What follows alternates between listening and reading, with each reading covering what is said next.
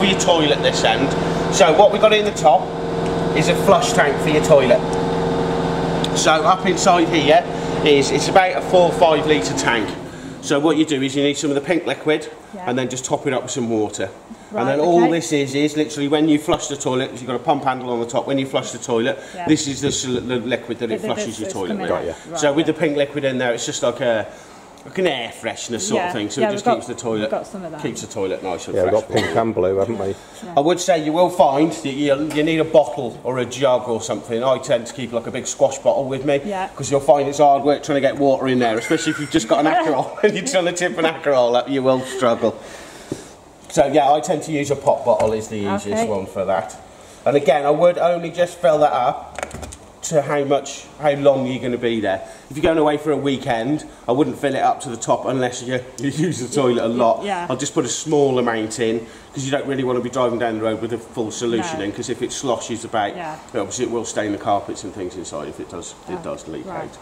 So then obviously below, you've got your lovely toilet cassette. So this is obviously when you use the toilet, this is where everything goes into here. So inside here, you put blue liquid. So your blue liquid goes inside there. There is a slight measuring cup on there, so you can see for the dilutions of it. All the different liquids are slightly different, so you'll see on the bottles for the dilution. And all it is the blue liquid and a spot of water inside here. And all that does is, well, it neutralises all the odour, and it also starts to break down all the nice things inside of here. So obviously when it comes to emptying it, all it is go to wherever it is on the site you need to empty it. My main advice is don't put that on the wall next to where you are, because if you knock it in with your arm, I wouldn't want to go down the hole to go and get it back out, and I wouldn't want to go and tell the campsite owner either that I've just blocked up the oasis. Is that experience, is it? Maybe. So to empty it, all you need to do is unscrew the cap, press the button at the back, that's just an air release, and then you can just literally tip it up and empty everything out of it.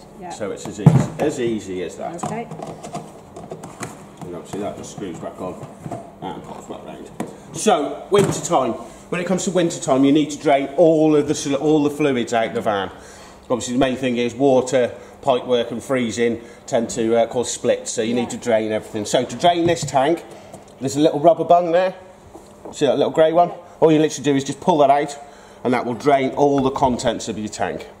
So this is where a jug's quite a useful one, because what I tend to do is I drain mine out, stick it into a bottle, and then I'll just stick it in my gas cupboard on the front, and then when I get to my next site, all I've got to do is get that bottle out, and then I can just tip it straight back in there. So rather than tipping it down the drain, you might as well recycle it. Yeah. So as I say, just pull that out, and that will drain the contents. All you need to do is just flush your toilet a couple of times, just to get the last bit of. Does it drain out of that hole? Does it? Yeah, it literally comes straight out of that hole there. That's why I say a jug or something is quite useful to stick underneath it. Okay. And then obviously your cassette just slides back in, and then just locks in with that catch underneath. So all you need to do is lift the catch so you can move that out. Okay. Happy with that? Perfect. So we'll come round the back. Nothing particularly too exciting. Obviously your 2 rear legs are on the back end there, and then obviously we'll test the lights when we hook it up to the car. And again, you'll have a fantastic number plate on there, so you'll be ready to go today. So coming around this side, first one is a lovely access cupboard, or dual access cupboard should I say. So you've got some storage inside there. It also opens up into the bathroom as well, so you've got sort of a dual access cupboard. Main thing is I wouldn't travel with anything too heavy in the back end here, because it will affect the way the caravan tows. So you're right, obviously when you get on site you can stick whatever you want in there, but definitely when you're towing, try not to put anything too heavy in the on the arse end. So keep coming down, obviously awning light, just external, just switches on the outside. Next one down, door. Now, do you have any children, or do you have any little nieces or nephews or anything? No. Little ones. Or if you've got any companions that want to come and stay with you, just do show them that's how you release the door. Because what you'll find is we repair quite a lot of them, because people just come up and rag the door. So that's the catch for the top, and then obviously the next one down is just the release for your barn style door. So the bottom one's for the door, and then the top one just releases for the catch. Okay. Right, wheels. Now, checking your wheel nuts is vital before every journey. We have fixed your hubcaps on, but I would recommend before you're starting out on a long journey that you do check your wheel nuts are tight. Now it's 88 Newton meters. It is in your hand, but you won't have to remember this with the wheel nuts.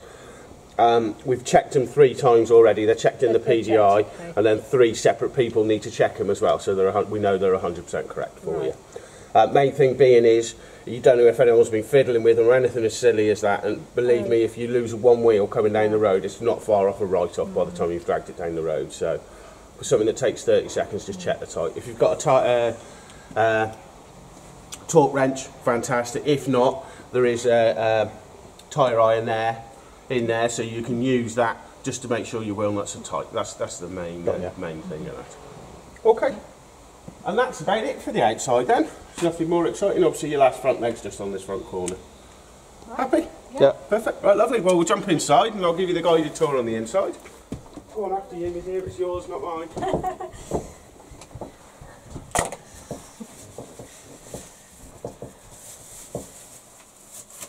So, put my booties on. First place I want to go is just underneath the bench here.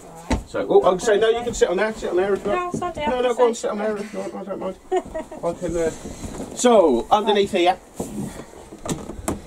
this is your water boiler in the top corner over there, so the grey cylinder. So you've got a 10 litre hot water tank, and then if you look down the side of it, you see the blue piping with a little yellow tap that's sitting flat at the minute.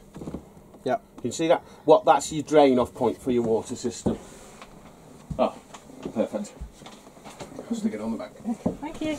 So what that is, if you lift that little yellow lever up, that will drain all the contents of that water boiler and virtually drain all the pipe work in here, virtually. Right. What you need to do is just open up your tap and that'll take the last of the water out. Yeah. Okay. So obviously when it comes to winter time and you want to drain everything down, just lift that tap up and then obviously come round, open your taps and just make sure you've got the last of the water out. You're set for winter then. Okay. Obviously when you want to use your van again, all you need to do is just close that back down, touch all your water, everything, switch it on and just pull the water through your tap and that'll re-prime all the system up. Back up for you. Now the one and only thing you can do any damage to in here is having that switched on with no water in it. Okay, yeah. So I'll show you where the switches are for that, but out of everything in here, that's the one. If you're taking one bit of information today, please take this one in, because it's like boiling your kettle at home without having any water in it. Obviously in here as well you've got some lovely storage as well, same in the one up behind you. So electrics are all inside here. So on the top ones up here, this is your water pump.